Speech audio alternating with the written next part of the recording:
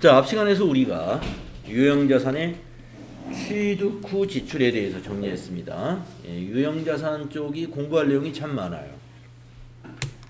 다음에 유형자산의 감가상각. 여러분 감가상각은 FAT 1급에서 충분히 이해가 됐을 것 같습니다. 자, 그런데 FAT 1급에서는 어떻습니까? 감가상각 방법을 주로 정액법, 정률법, 요 두 가지만 알아두면 충분했습니다. 이것만 주로 나와요. TAT 2급도 주로 정액법과 정률법으로 나오는 거 맞습니다. 자, 그리고 여러분 체감잔액법이라는 거, 이 체감잔액법의 의미 아시죠? 그래프로 표시하면 그래프가 이렇게 되는 것이 체감잔액법입니다. 정액법은 어떻게 돼요? 정액법은 그냥 일자예요. 그러면 생산량 비례법을 만약에 그래프로 그리면 어떻게 되느냐? 생산량 비례법은 어떤 추세가 있을 수가 없어요. 생산량에 비례하는 거기 때문에 만약에 생산량이 첫 해에는 줄었다가 두 번째에 늘었다가 그 다음에 3차 년도에 줄었다가 4차 년도에 늘었다가 또 5차 년도에 줄면 이렇게 생산량에 비례해서 감가상각을 해주는 것입니다. 그래서 생산량 비례법은 말이죠. 여기서 특정 업종 여기 표시하지 않았죠. 여러분 한번 생각해 보세요. 생산량에 비례해서 감가상각을 하는 업종이 있을 텐데 무슨 업종이 있을까요?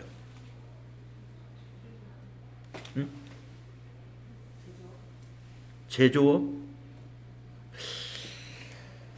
제조업도 생산량 비례법으로 하면 그렇게 크게 잘못된 방법은 아니긴 한데, 그러나 제조업보다는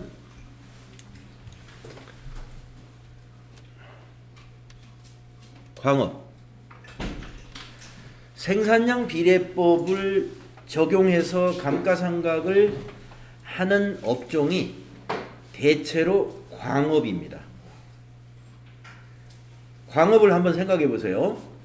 만약에 저기 어디 깊은 산에 어떤 광물이 상당히 의미 있게끔 있다라고 조사가 되어 가지고 그 광물 채취할 수 있는 능력을 가진 기업이 그 광업권을 정부로부터 샀어요. 채굴권을. 그래가지고 앞으로 거기에서 5년간 광물 채취를 하면 다 생산을 할 것 같아요. 그럼 이제 5년 생산 목표로 해서 거기다 뭐를 합니까? 투자하잖아요. 거기에 임시 건물도 좀 지어야 되고 또 거기에 많은 장비를 이제 사가지고 투입을 하죠. 무슨 포크레인도 사고 특수한 트럭도 있어야 되고 이러한 것들을 그 5년간 거기서 생산할 수 있는 예정량이 있잖아요.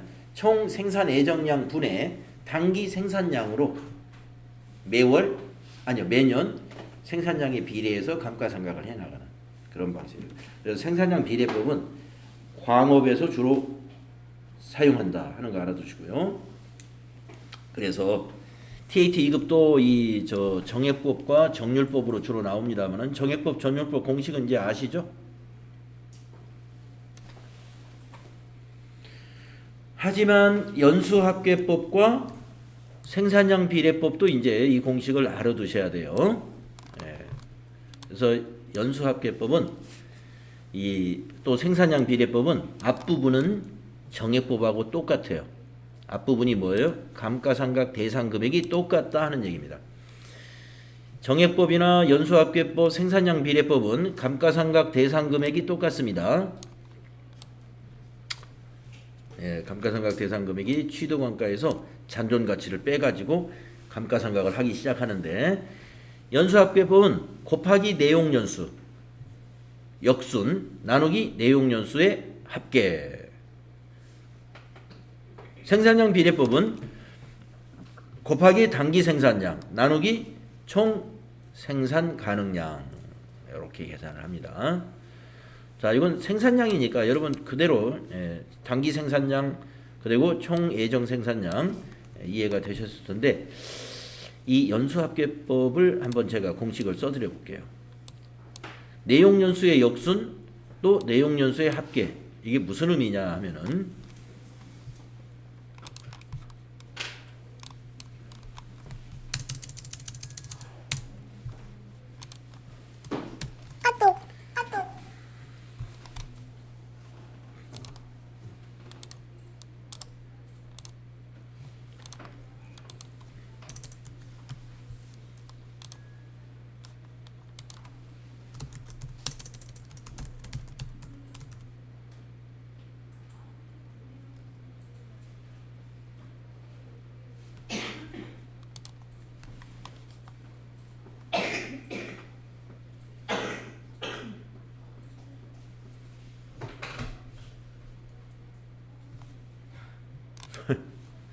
이건 아니었어.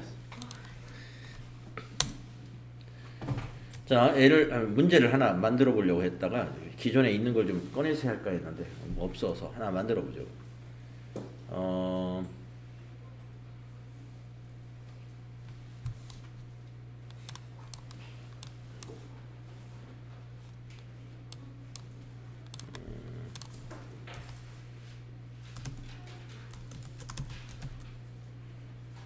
기계장치이고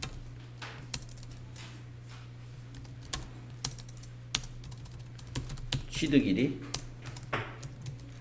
2022년 1월 1일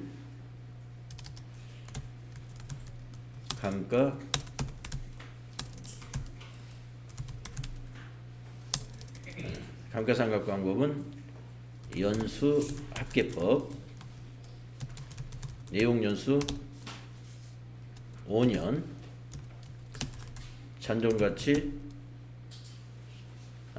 취득금액도 안 넣었네. 취득금액 2천만원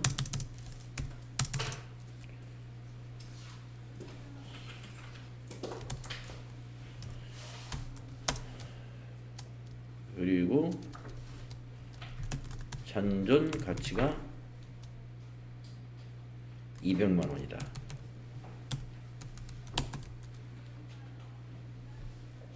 자, 이런 데이터를 주고 말이죠. 2022년 감가상각비 계산하라. 또 한 문제는 2023년 감가상각비를 계산해라. 자, 이 연수합계법도 정률법처럼 정률법과 같이 체감잔액법이기 때문에 취득 첫 해에는 감가상각비가 커요. 그 다음부터 감가상각비가 줄어들어갑니다. 자, 한번 계산해 보겠습니다. 이 공식에다가 한번 대입을 해보시라 이런 얘기예요. 연수합계법 이 공식에 대입을 할 텐데요. 이렇게 계산을 하는 거예요. 자, 2천만 원이 취득원가니까 2천만 원에서 빼기 잔존가치 200만 원을 빼고 거기다가 곱하기 내용연수의 역순이라는 건 뭐냐면요. 내용연수가 5년이지 않습니까? 역순은 첫 해는 5를 쓰는 것이 역순이라고 그래요. 1, 2, 3, 4가 아니라 5, 4, 3, 2, 1. 그래서 첫 해에 분자를 5를 넣어요. 그리고 나누기 분모가 내용연수의 합계라고 하지 않습니까? 내용연수의 합계라는 것은 내용연수를 1부터 5까지 더하는 겁니다. 1 더하기 2 더하기 3 더하기 4 더하기 5도 이렇게 이것을 내용연수의 합계라고 그래요. 그러면 쭉 더해보면은 15죠. 15. 그러니까 15분의 5만큼을 첫 해 내용연수 5년인 경우에 감가상각을 15분의 5만큼 하는 겁니다. 그럼 한번 계산을 해보겠습니다.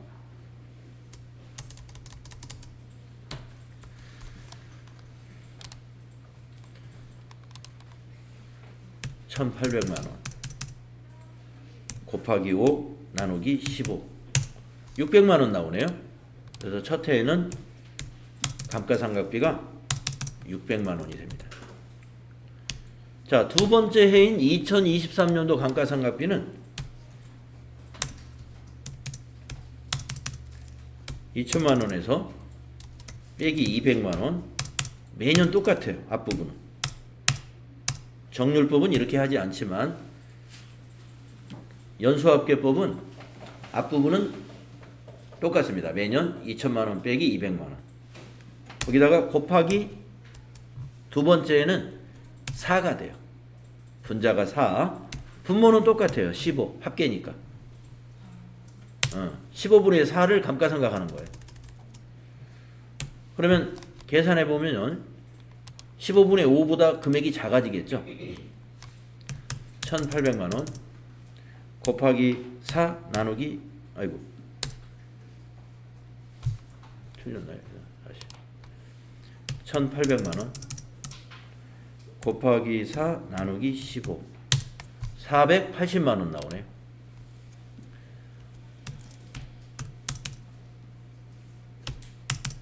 네. 보시다시피 1차년도에 600만 원이 감가상각비로 계상이 되고 2차년도에는 480만 원이 감가상각비가 계상이 됩니다. 체감 잔액법. 자, 그래서 연수합계법은 앞에 감가상각 대상 금액은 해마다 같아요.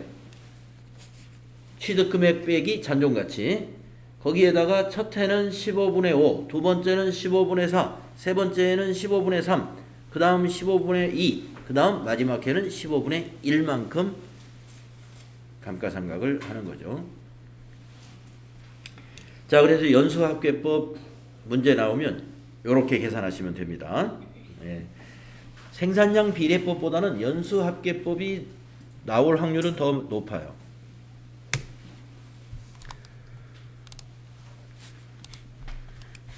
자, 그래서 여러분 이제 정액법, 정률법 공식에 이어서 연수합계법까지 다 소화할 수 있어야 되겠습니다. 자, 감가상각비 회계 처리하는 방법은 아시죠? 차변의 비용 발생, 감가상각비, 대변의 감가상각 누계액, 유형자산의 차감 계정이기 때문에 자산 감소. 이거 우리 결산 수정 분계로 많이 해봤죠? 자, 그 다음에 이제 유형자산을 이렇게 감가상각하면서 사용을 하다가 회사에서 사용가치가 없으면 어떻게 돼요? 처분하게 됩니다. 네. 사용가치가 없으면 중간에 고물이 될 때까지 가지고 있는 게 아니라 쓸만할 때 처분하고 돈을 현금화 시켜서 다른 데 이용하면 되는 거죠. 그래서 우리가 회사가 유형자산 가지고 장사하려고 하는 게 아니라 자금화 시켜가지고 운영자금으로 쓰려고 사용 가치가 떨어진 유형자산에 대해서는 중도에 처분을 하게 됩니다. 우리가 이 유형자산의 처분과 관련된 회계처리 정말 중요하죠. 네, 이건 뭐 나올 확률이 거의 80-90%예요. 80-90%. 그래서 이건 정확히 알아두셔야 되고요. 유형자산 처분 시 회계 처리할 때 유형자산 처분 손실이나 이익이 나옵니다. 이건 영업의 수익에 해당이 됩니다. 영업의 수익에. 근데 아쉽게도 지금 여기가 일반전표에 입력하는 형식을 취했기 때문에 부가세가 지금 없어요. 사실은 유형자산을 처분하면 이 자리에 개정과목이 하나씩 더 들어가요. 왜냐하면은 우리가 면세 사업자가 유형자산 처분할 때는 이제 부가세가 없습니다만은 우리 시험에서 면세 사업자를 가지고 시험을 내지는 않거든요. 과세 사업자가 무슨 뭐 화장품을 생산한다 또는 뭐 마스크를 생산한다 이런 식의 회사를 출제하기 때문에 마스크를 생산하는 회사가 사용 중이던 차량을 처분했어요. 그러면 대변에 차량 운반구 취득 원가가 2천만 원이다. 그러면 2천만 원 이렇게 기록하죠. 근데 차량을 얼마에 현금에 팔았냐면은 500만 원에 팔았어요. 그런데 550만 원을 받습니다. 500만 원에 팔기로 하고 550을 받은 것은 50만 원은 이 차량을 산 회사에다가 부가세를 징수한 거예요. 그래서 이 부가세는 우리 회사의 수익이 아니죠. 그래서 여기다가 이 개정 과목 여러분 뭔지 아시죠? 부가세 예수금 50만 원. 그래서 원래 부가세 예수금이 있는 거죠. 자, 이왕이 쓴 거 마무리 한번 해볼게요. 자, 이 자동차는 그동안 감가상각을 쭉 해와가지고 감가상각 누계, 감가상각 한 것을 전부 더하면 감가상각 누계액이죠. 감가상각 누계액이 1,700만 원이에요. 감가상각 누계액이. 그러면 감가상각 누계액 차변에 와서 털어내야죠. 우리가 그동안 감가상각을 할 때는 자산의 차감 계정으로서 대변에다가 감가상각 누계액을 이렇게 적립해 가잖아요. 처분하면 어떻게 돼요? 자산이 없어졌으니까 감가상각 누계액도 없어져야 돼요. 없어질 때는 항상 반대 방향에 가서 없어지니까 처분할 때 감가상각 누계액은 차변에 와서 없어집니다. 자, 이제 짝을 맞춰 볼게요. 차변은 끝났으니까 차변의 합계를 더해 보면은 2,250이죠. 지금 대변은 2,050이죠. 200만 원이 부족하잖아요. 대변이. 그거는 대변을 채워야 될 개정 과목은 유형자산 처분 이익이에요. 대변을 채워야 될 개정 과목이. 그래서 여기 지금 중간에 끼어 있습니다만 유형자산 처분 이익을 200만 원으로 인식하면 돼요. 그러면 차변 합계 2,250, 대변 합계 2,250 딱 맞습니다. 그러면 이게 유형자산 처분 이익이 200만 원이 나왔는데 어떻게 계산하느냐? 유형자산 처분 이익은 이렇게 계산하는 거예요. 장부금액에서 처분금액하고 비교를 시킵니다.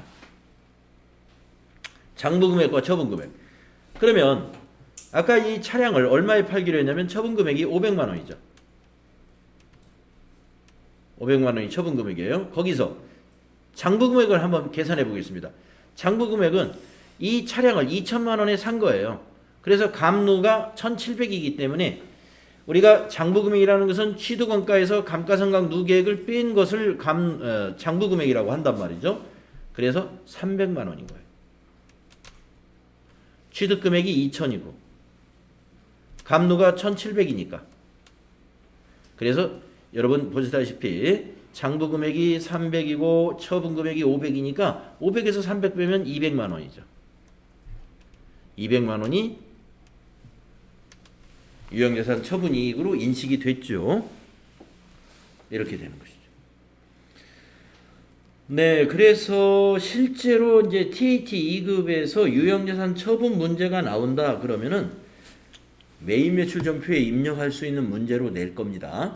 예, 매입 매출 전표에 입력할 수 있는 문제로. 근데 우리가 지금 이 앞부분에서는 지금 부가세를 제외시켜서 지금 분계를 예를 들어 놓은 거예요.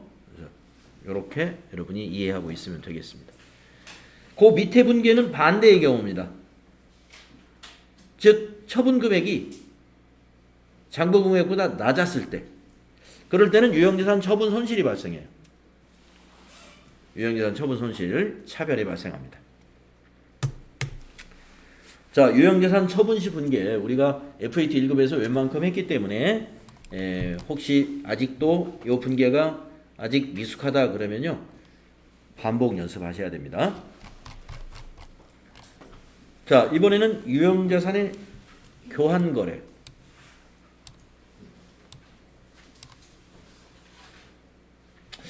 무상취득은 아닙니다. 교환이니까. 우리가 무상취득이라고 한다면은 아무 대가도 치르지 않고 그냥 증여받았다는 거지. 무상취득이죠. 근데 이 밑에 내용을 보시면 교환했다는 것이지 무상으로 취득한 건 아닙니다. 교환거래. 여러분 교환거래도 과세가 되는 거 아시죠? 재화의 교환은 과세입니다. 재화의 교환을 과세, 부가가치세로 말하면 과세가 되고, 지금 여기서는 이제 부가가치세 관련된 설명이 아니라 교환 거래에 대한 회계 처리입니다. 교환 거래에 대한 회계 처리. 물론 이것도 부가가치세 과세를 해야 되기 때문에 우리가 매각으로 해서 부가세 예수금이 대변에 이것도 다 발생을 합니다. 근데 일단 이 문제에서는 부가세를 딱 빼고 한번 생각을 해보겠어요. 여기서 핵심은 뭐냐? 이종자산이라 하는 것은요, 종류가 다르다는 것입니다. 종류가 다르다. 그래서 기계가 A라는 기계가 있고 B라는 기계가 있는데, 여기서 지금 교환을 했기 때문에 A라는 기계는 우리가 가지고 있던 기계예요. 우리 회사가 가지고 있던 기계. 그 다음에 B라는 기계는 여기 우리가 받았기 때문에 새로 교환이라는 건 뭐예요? 남의 기계를 받은 거죠. 근데 종류가 다르다고 판단을 한 거예요. 이건 종류가 다른 교환이다. 그럴 때는 이 B기계의 취득원가를 어떻게 기록하느냐, 요게 핵심이에요. 이 문제의 해결은. 왜 그러냐면은 대변의 기계장치, 요거 우리가 가지고 있던 기계는요, 처분하는 것처럼 회계 처리하는 거니까 이건 이 자산에 취득원가로 무조건 기록해야 돼요. 처분시 분계. 그리고 밑에 감가상각 누계에 처분하는 것처럼 아까 조금 전에 이 앞 페이지에서 유형자산 처분 시에 대변에 취득금액 넣고 차변에 감가상각 누계 정리했잖아요. 처분시 분계처럼 똑같이 이렇게 합니다. 그런데 뭐가 핵심이다? 새로 받은 기계를 얼마에 샀다고 기록할 거냐, 이 취득원가. 교환받은 자산에 여기 지금 밑에 여기 취득하는 경우에 그 취득한 자산의 취득원가는, 이게 핵심이에요. 취득한 자산의 취득원가는 교환을 위해서 제공한 자산의 공정가치로 인식한다. 요게 핵심입니다. 차변의 기계장치를 얼마로 기록하느냐 이거예요. 요렇게 기록해라. 요렇게. 제공한 자산이 뭐예요? 요거죠. 기계 A. 기계 A의 취득원가로 기록하는 것이 아니라 기계 A의 공정가치로 기록해라. 그러니까 이 기계를 만약에 시장에 판다면 얼마를 받을 수 있느냐, 그거를 취득원가로 기록해라 이거예요. 그래야 처분하는 것처럼 회계 처리가 일어나는 겁니다.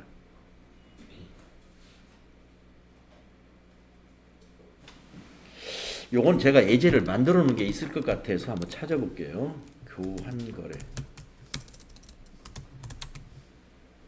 네, 여기 만들어 놓은 게 있네. 네. 매번 이렇게 예제를 만들려면 시간이 걸려가지고 이렇게 만들어 놨어요. 한번 요거를 한번 제가 요건 여러분들 인쇄를 쉬는 시간에 해놓겠습니다. 그럼 한 장씩 가지고 가시고 지금은 설명만 잘 들으시면 될 것 같아요. 자, 이종 자산의 교환 거래를 한번 이렇게 정리를 해봤는데 한번 보세요. 사용하던 복사기를 말이죠, 거래처에다 제공하고 거래처로부터는 포장 기계를 받았습니다. 이게 이제 교환 거래입니다. 근데 이 거래는 이종간이다. 이종간이다. VAT는 여기서 빼고 한번 분계를 한번 해봅시다. 자, 아까도 말씀드렸습니다만은 교환받은 이 포장 기계의 취득원가를 얼마로 기록하느냐가 여기에서 관건이다. 왜냐?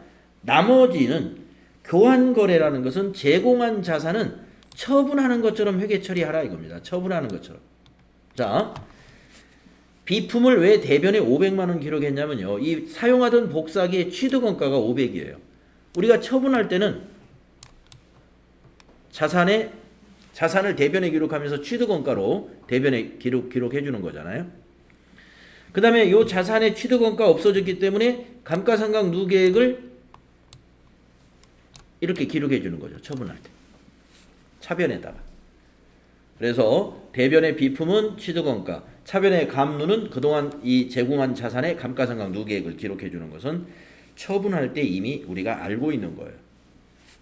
그런데 자, 보통 처분하면 차변에 현금이 오는 거죠. 아니면 보통액으로 입금이 되거나.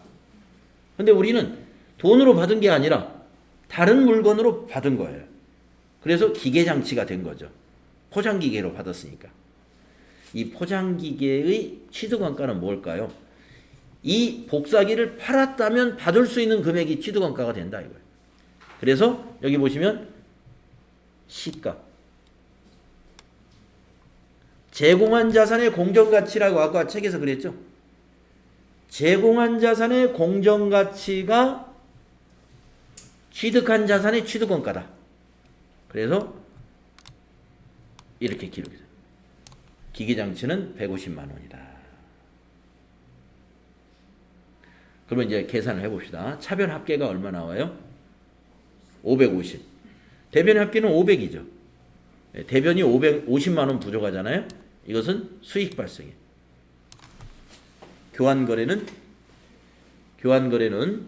처분하는 식으로 회계 처리를 하면 돼요. 그래서 유형자산 처분이익이 발생했습니다. 이종간의 교환거래는요. 유형자산 처분이익이든 유형자산 처분 손실이든 발생합니다. 왜냐하면 시가를 취득원가로 보기 때문에 실제로 판매한 거나 마찬가지예요. 회계 처리가. 다만 차변에 오는 게 현금이라든가 현금성 자산, 뭐 보통예금이라든가 이런 것이 아니라 그냥 유형자산이 되는 거죠. 유형자산끼리 교환했기 때문에. 자, 그런데 요 밑에 예제는요. 동종자산 간의 교환거래인데 거래 동종자산 간의 교환거래인데 말이죠. 여기에서는 유형자산 처분이익이나 처분손실이 나오질 않아요. 나오지 않게끔 돼 있어요. 왜 그러느냐. 여러분 교재로 다시 가셔서 동종자산의 교환거래에서 취득한 자산의 원가를 어떻게 기록하는지 따져보겠습니다. 동종자산의 교환에서는 제공한 자산의 이익 획득 과정이 완료되지 않은 것으로 보고 교환으로 취득한 유형자산의 취득원가는 자 여기서부터가 이제 본론입니다. 교환을 위하여 제공된 자산의 장부 금액을 인식한다. 자, 취득 원가를 뭘로 인식한다? 교환을 위해서 제공한 자산의 장부 금액으로 취득 원가를 인식한다 이거예요. 장부 금액으로. 자, 그러면 장부 금액만큼 돈을 받은 거예요. 그러면 여러분 아까 유형자산 처분 이익을 계산할 때는 처분 금액 마이너스 장부 금액 이렇게 계산하잖아요. 근데 장부 금액만큼 취득 원가로 딱 보기 때문에 항상 제로가 나와요. 장부 금액만큼 취득 금액으로 잡으니까 처분 금액 마이너스 장부 금액은 0이 나오게 돼 있죠. 그래서 동종자산 간의 교환 거래에서는 유형자산 처분 이익이라든가 손실이 발생하지 않습니다. 이런 차이가 있습니다. 그래서 여기 예제 또 똑같은 예제를 아까하고 또 이렇게 금액을 바꾸면 헷갈리니까 위에 거하고 금액이 다 똑같아요. 물건도 똑같아요. 같은 복사기고 같은 포장기계인데 이렇게만 싹 바꿔봤어요. 이것은 동종 간의 교환 거래이다. 아까 거는 이것은 이종 간의 교환 거래이다. 이 부분만 바꿨습니다. 그러면 회계 처리가 어떻게 달라지는지 비교를 해보면 아시겠죠? 자, 이게 중요하다고 그랬잖아요. 차변에 새로 받은 포장기계의 취득원가를 얼마로 기록할 것이냐. 동종 간의 교환 거래는 제공한 자산의 이 복사기의 장부 금액을 잡는다. 자, 장부 금액은 어떻게 계산해요? 취득원가에서 감루를 뺀 것을 장부 금액이라고 그러죠. 그래서 이거 빼가지고 100만 원이라고 기록한 거예요. 나머지는 저 위에서 이종 교환 거래하고 똑같아요. 비품은 취득원가로 500만 원. 감루는 없어지고 그동안 감가상각한 모든 누계액은 차변에 와서 없어집니다. 그러면 대차 딱 맞아버려요. 차변 500, 대변 500 딱 맞아버리죠. 그러니까 처분 이익이다, 처분 손실을 기록할 필요가 없죠. 예. 장부 금액만큼 처분 금액을 딱 잡은 셈이 되는 거죠. 네. 그러면 복사기를 주고 복사기를 받아야 하지 않을까요? 아, 동종이니까? 네, 뭐 그렇게 문제를 그렇게 만들어도 되죠. 예. 그런데 우리가 이제 시험 문제에서 복사기를 제공하고 기계를 받았느냐, 복사기를 제공하고 복사기를 받았느냐, 무슨 물건을 받았느냐에 그게 크게 관심 갖지 마시고 시험 문제를 낼 때는 꼭 결론을 내줍니다. 우리가 자의적으로 우리가 판단하는 것이 아니라 시험 문제에서는 예, 이 부분을 꼭 넣어줘요. 동종간이다, 이종간이다. 이거 판단을 해주기 때문에 그거 가지고 그냥 판단하시면 돼요. 다만 복사기면은 비품으로 여러분이 개정 과목 처리하시면 되고 포장기계면은 그것을 기계장치로 여러분이 개정 과목을 판단하는데 무슨 물품이냐에 따라서 개정 과목을 결정하는 데만 판단하시고 회계 처리를 이 취득원가를 공정가치로 볼 것이냐 아니면 장부금액으로 볼 것이냐의 판단은 그 문제에서 이 부분을 꼭 정리를 해줍니다. 이 거래는 이종간이다. 아니면 이 거래는 동종간이다. 이 말을 반드시 해준다.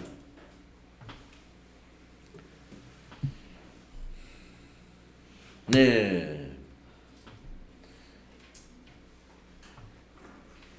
이게 똑같은 복사기면 여기 차변이 그냥 비품으로 하면 되는 거죠. 예. 비품하고 비품을 교환한 거예요. 차변도 비품, 대변도 비품. 뭐 그렇게 해야 좀 동종 자산 같은 느낌은 있죠. 예. 그러나 기계장치 비품이 되더라도 문제에서 동종간이다 그러면 이렇게 회계 처리하시면 됩니다.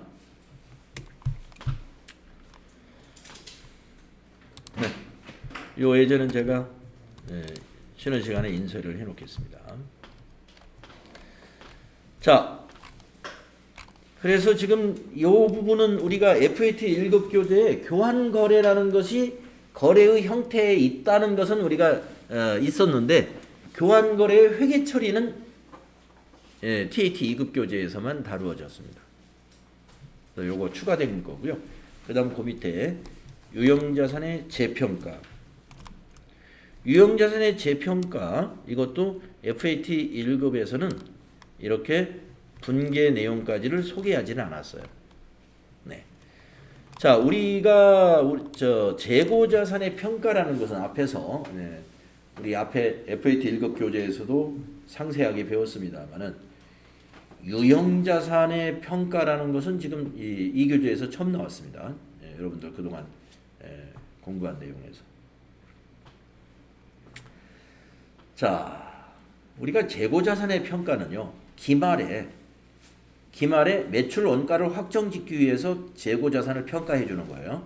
그런데 이 유형자산의 재평가는 결산 수정 분계가 일단 아니다 하는 것을 먼저 알아두시고, 결산 때 하는 게 아니에요. 언제 하느냐? 유의미하게 유형자산의 가격의 변동이 일어날 때 합니다. 그래서 유형자산 중에서 재평가하는 것은 그 유형자산의 그 종류별로 동일하게 하면 돼요. 그러니까 유형자산 종류라는 건 그 개정 과목을 말하는 거예요. 토지, 건물, 차량 운반부, 비품, 기계장치 이런 것들인데, 자, 재평가할 수 있는 유형자산은 주로 뭐냐면은 토지나 건물들입니다. 네. 토지나 건물이 가격이 오를 수도 있는 것이지 사용하던 기계장치가 가격이 오르는 일은 아주 특별한 경우 아니고는 없죠. 대개 가격은 계속 감가상각이 되기 때문에 하락하는 게 일반적이에요. 그런데 토지나 건물은 좀 특이한 현상이 있죠. 그렇기 때문에 재평가 모형을 씁니다. 그래서 원래 이 재평가를 하는 이유는요, 가격이 오를 수 있기 때문에 재평가 모형을 쓰는 거예요. 가격이 떨어지는 부분은 대개 감가상각이라는 것으로 어느 정도 반영이 다 됩니다. 건물이 오래되면 다 가치가 떨어지고 하는 것이 다 감가상각을 통해서 그런 것이 어느 정도 반영이 돼요. 그런데 재평가를 하는 이유는 뭐 때문에 하냐면 재평가 잉여금 때문에 하는 거예요. 이 재평가 잉여금 때문에. 그래서 여러분들 그 자본 개정 과목 정리할 때 제가 기타 포괄 손익 누계 정리해서 두 개는 좀 기억을 하셔야 된다. 하나가 매도가능증권 평가 손익, 그 다음에 또 하나가 재평가 잉여금이었습니다. 재평가 잉여금. 그래서 여러분 여기서 재평가 잉여금이 그 기타 포괄 손익 누계액이었지. 이걸 일단 떠올려 놓으시고,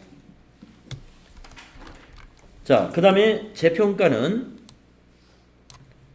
유형자산 분류별로 적용을 하는데, 자, 우리가 재평가를 그럼 모든 기업들이 다 하느냐? 이거는 그 회사의 정책으로 정하는 겁니다. 그 회사의 회계 정책이에요. 그러니까 재평가를 안 하는 회사도 많습니다. 재평가하지 않고 그냥 감가상각만 해 나가는 거예요. 가격이 오른 거에 대해서 재평가 잉여금을 잡지 않는다는 거죠. 그런 회사는 우리가 원가 모형이라고 해요. 유형자산을 원가 모형으로 회계 처리한다 하는 것은 그냥 감가상각만 회계 처리하거나 손상차손만 회계 처리합니다.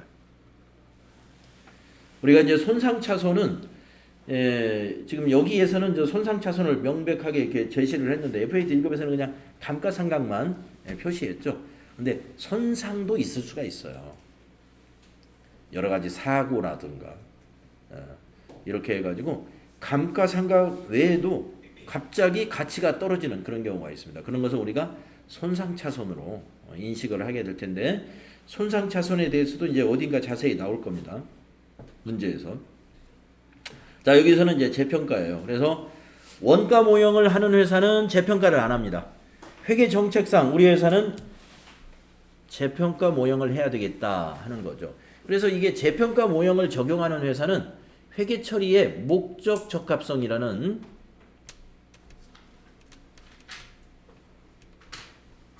질적 특성이 있었죠.